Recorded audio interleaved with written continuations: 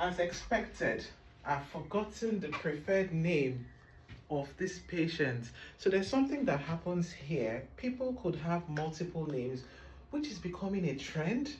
And on their records, they specify the preferred name. For example, my name is Ogechi, Sylvia, Margaret, Eze. I go with Oge. Everywhere I go with Oge. Now you went into the waiting room and the person has got four names, double-barreled first name and a double-barreled second name. So people, I don't know for whatever reason. And I called the name that was not the preferred name and there was a little bit of tension. These things happen. But my issue is, why are we answering multiple names? When did it become an issue that people feel they want to answer all their ancestors' names? I thought naming is about giving a child a personality, because I'm from a culture where names have got meanings. And when people say what is in a name, there is something in a name. And people take offense at little things. It's not really offense per se, but when you haven't met the patient before, you want to have that ambience, setting. You want to have that rapport before you even start. And this is one of the things to take into consideration, that somebody has four names. Check if there is a preferred name and call them that, and if it turns out that you make a mistake, because you can't remember everything. It even happens to me sometimes, even sometimes when I go and call a person's middle name. For example, if I were sitting in the waiting room and somebody came to shout, Sylvia, I don't think I would stand up. But if they shout, Oge, hey, I'll turn around and go. But then when it comes to names again, people take offense that you didn't call them their preferred name. What about me, that my name has been butchered from the point I stepped into these shores?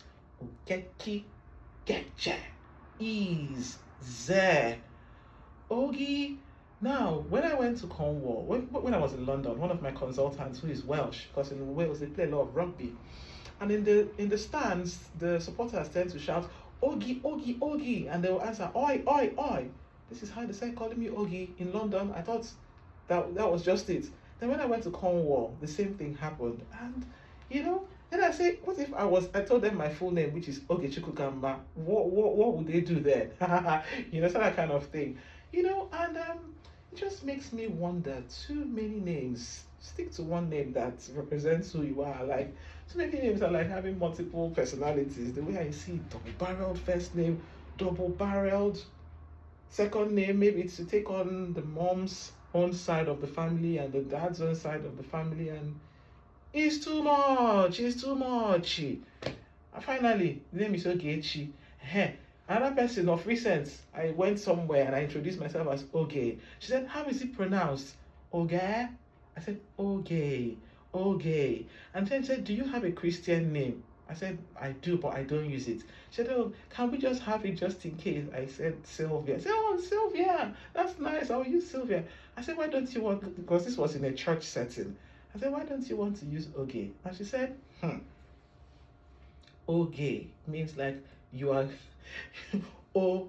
Can you imagine? I said, no, my name is Oge. Time.